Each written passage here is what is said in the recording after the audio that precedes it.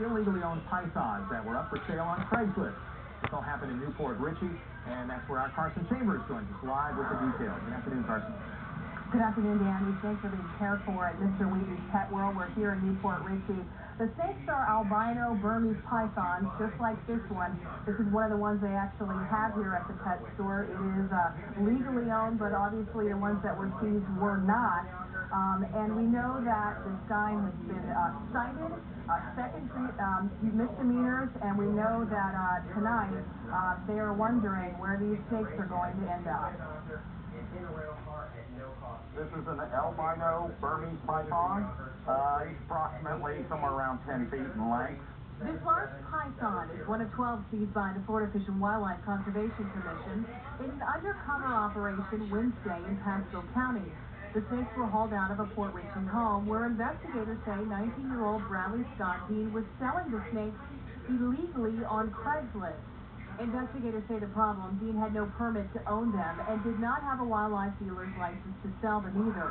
The FFWCC says the so-called black market pythons are more of a threat to the environment than the people. But because of a recent death of a small child in Sumner County, their agency has started a special task force to stop these illegal snake sales.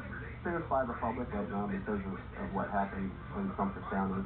That would be a worst case scenario, obviously. That's one of the very first times that this has ever been documented, at least in Florida. But if there is an accidental release and or mistake, the climate in this general area is not cold enough in the wintertime. And that's the problem with Florida's climate. This exotic species just thrives here. They will reproduce over and over again, and there's really no way to control that unless they are registered with Florida Fish and Wildlife. They say that is the problem. And they've had problems with this guy Dean in the past. We're going to tell you about that coming up tonight at 5 and 6. Live in Newport Richey, I'm Carson Chambers, ABC Action News. All right, thank you, Carson. Now, you may not realize just how many exotic pets call Tampa Bay home.